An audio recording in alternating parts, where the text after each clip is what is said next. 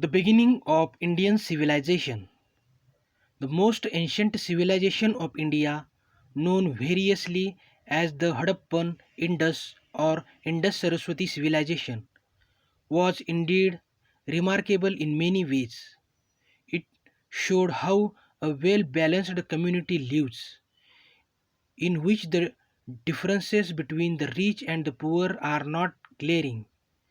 In essence, the Harappan societal scenario was not that of exploitation, but of mutual accommodation.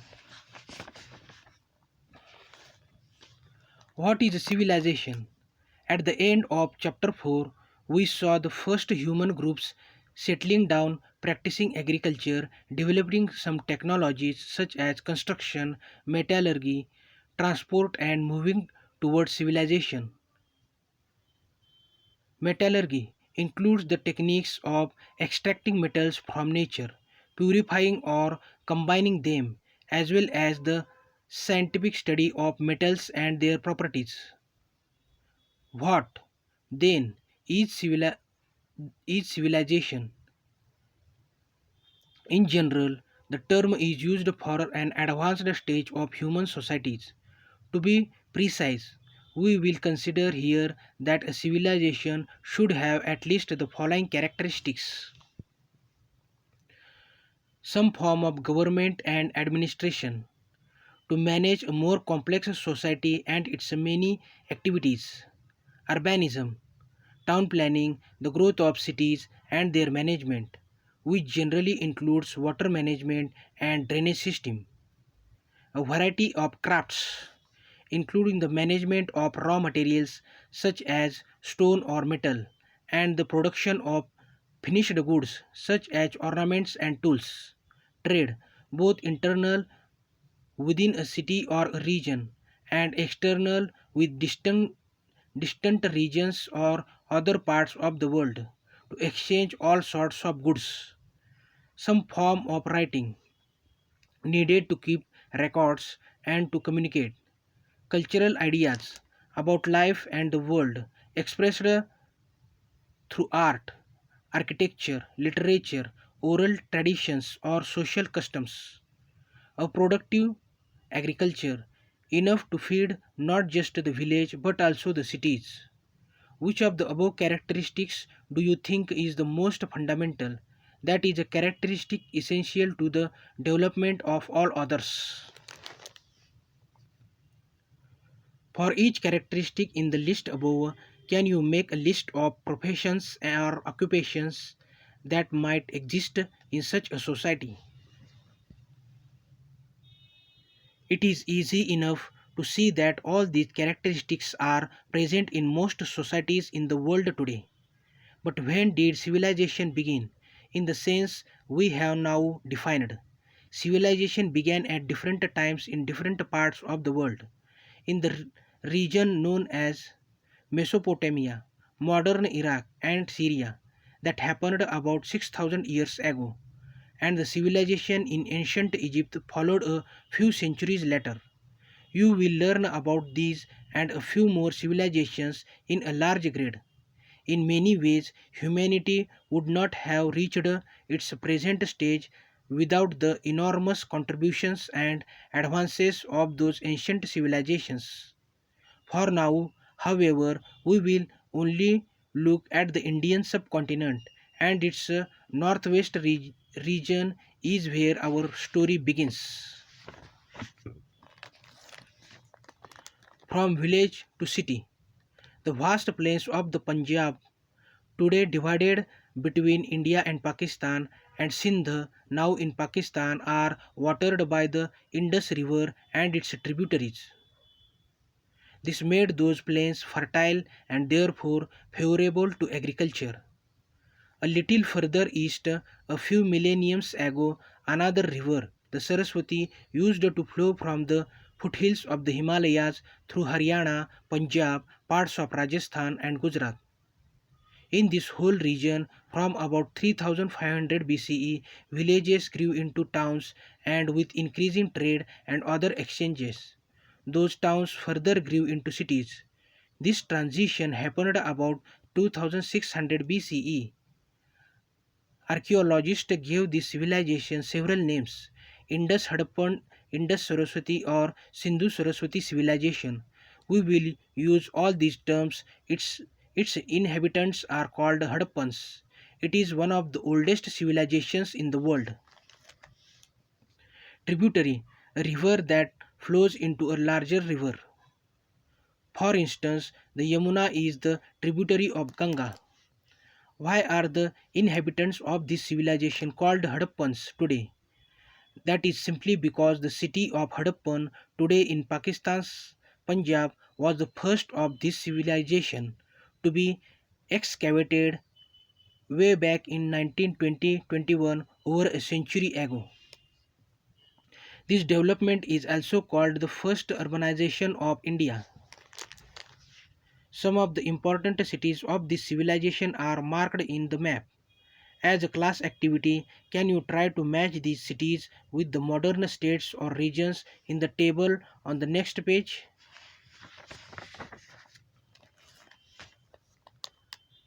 Hadappan city, modern state. Dholavira, Punjab. Hadappa, Gujarat. Kalibangan, Sindh. Mohenjo-daro, Haryana. Rakhigadi, Rajasthan. The Saraswati River.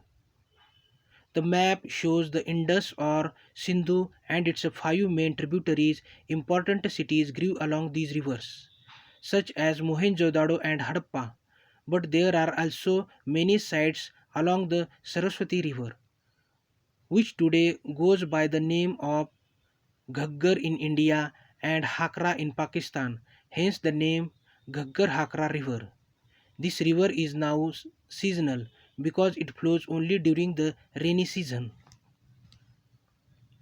The Saraswati River is first mentioned in the Rig Veda, an ancient collection of prayers which we will read about in chapter 7. In this text, Saraswati is worshipped both as a goddess and as a river flowing from the mountain to the sea. Later text describes the river as drying up and eventually disappearing. Town planning. Hadappa and Mohenjo-daro, now in Pakistan, were the first two cities of this civilization to be discovered. Their identification goes back to 1924, a century ago. Several cities followed in the Indus Plains, which is why the civilization was initially called Indus Valley Civilization. Later on, other major cities such as Dholavira in Gujarat, Rakhigadi in Haryana, Ganweriwala in the Cholistan desert of Pakistan, and hundreds of smaller sites such as Lothal in Gujarat were discovered. You may have some you may have come across the term Indus Valley Civilization and noticed that we have not used it. A look at the map ex- explains why the term valley is obsolete, as we now know that the civilization extended much beyond the Indus region, some of them excavated. Such discoveries continue even today. It is interesting to note that the Saraswati basin includes not only two major cities, Rakhigadi and Ganweriwala, but also several smaller ones. Farmana in Haryana, Kalibangan in Rajasthan, and a few towns, Bhirana and Banwali, both in Haryana. Indeed, the map makes clear the high density of cities, high density of sites in that region. The larger Hadappan cities were built according to precise plans. They had wide streets, which were often oriented to the cardinal directions. Most cities seem to have been surrounded by fortifications and have two distinct parts: the upper town where the local elite probably lived, and the lower town where common people lived. Some large buildings seem to have been used for collective purposes. For instance, warehouses were Goods to be transported were stored. Individual houses of various sizes lined the streets and smaller lanes. Interestingly, the quality of construction was the same for small and big houses. All those buildings were generally made of bricks. The purpose of some of the structures remains a matter of debate. This is the case of the famous Great Bath in Mohenjo-daro, a small but elaborate tank which measured about 12 into 7 meters and had waterproofing materials such as natural bitumen, a form of tar, applied on top of carefully laid out bricks. The tank was surrounded by small rooms, one of which contained a well. There was a drain in one corner of the tank to empty it from time to time and refill it with fresh water. What was the purpose of such a structure? Archaeologists have proposed several possible interpretations: a public bath for people, a bath for the royal family only, or a tank used for religious rituals. The first interpretation is now ruled out because it turns out that in this city, most houses and individual bathrooms have a debate in class about the last two interpretations. Can you think of any others? Remember that in this case, we do not have any other source of history, no inscription, no text, no traveler's account. Water management. The Hadappans gave much importance to water management and cleanliness.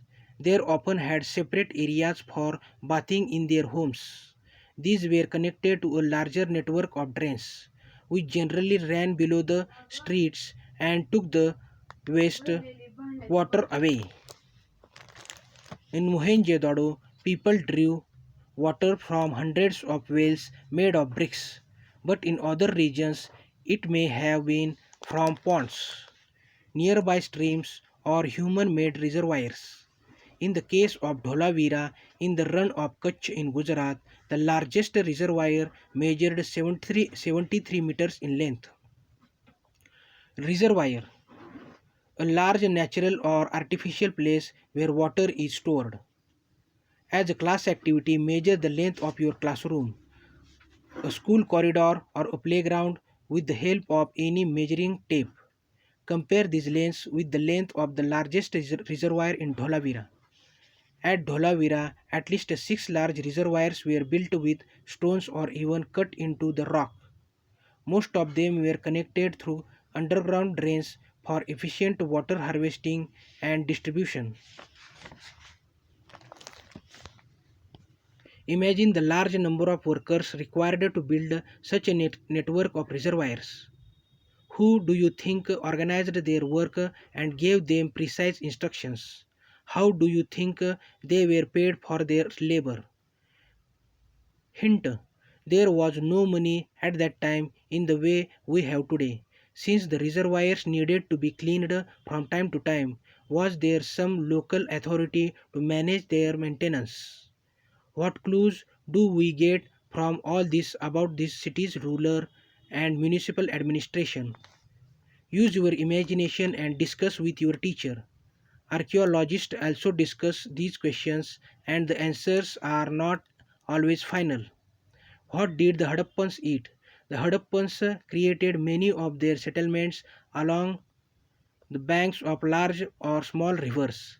This is a logical choice, not just for easy access to water but also for agriculture, since rivers enrich the soil around them.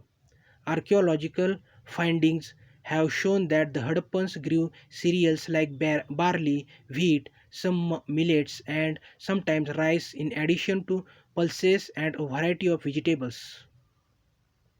They were also the first in Eurasia to grow cotton, which they used to weave into clothes. They made farming tools, including the plough, some of which continue to be used by modern day farmers. Pulses, a category of crops that includes beans, peas, and tentils. This intense agricultural activity was managed by hundreds of small rural sites or villages. Then, as now, the cities could survive only if enough agricultural produce from rural areas reached them on a daily basis. The Hadappans also domesticated a number of animals for meat consumption and finished both in rivers and in the sea. This is known for the large numbers of animal and fish bones found during excavations. What did Harappan cooking pots contain? Scientific examinations of clay pots have provided some answers, both expected ones, dairy products, and surprising ones, such as remains of turmeric, ginger, and banana. Clearly, their diet was quite diverse. Imagine you cook a meal in a Harappan house. What dish or dishes would you prepare based on the data given above? A brisk trade. The Hadappans were engaged in active trade, not only within their both civilizations, other cities nearby or far away, but with other civilizations and cultures within and outside India. They exported ornaments, timber, some objects of daily use, probably also gold and cotton, and possibly some food items. The most favored ornaments were beads of carnelian, a reddish semi-precious stone found mostly in Gujarat. Hadappan craftspeople developed special techniques to drill them so a string could pass through them and to decorate them in various ways. They also worked conch shells into beautiful shell bangles, which requires sophisticated techniques as shell is a hard material. What the Hadappans imported in exchange of the exported goods is not so clear. It probably included copper, since this metal was not so common back home. The Hadappans mastered the art of working copper, a soft metal. If tin is added to copper, the resulting metal is bronze, which is harder than copper. The Hadappans used bronze to make tools, pots, and pans, and as we will see later, some figurines. To conduct such a trade, they used land routes and rivers, and the sea for more distant dis- destinations. This is the first intensive maritime activity in India. Indeed, quite a few Hadappan settlements are located in the coastal regions of Gujarat and Sindh. Lothal, a small settlement in Gujarat, has a surprisingly huge basin measuring 217 meters in length and 36 meters in width. The length is just a little more than that of two football grounds. This basin must have been a dockyard, that is, a structure used to receive and send boats for further transportation of goods. Such elaborate trade requires traders to be able to identify their goods and also each other. This seems to have been the chief purpose of thousands of small seals, which have been excavated from many settlements. These seals were generally made of steatite, a soft stone that would be hardened through heating. They measure only a few centimeters and generally depict animal figures with, above them, a few signs that are part of a writing system. But that system and the symbolic meaning of the animal figures are yet to be understood. What is certain is that they somehow relate to trade activities. Looking at these three Hadappan seals with some writing signs, what goes through your mind? Would you like to suggest any interpretations? Let your imaginations run.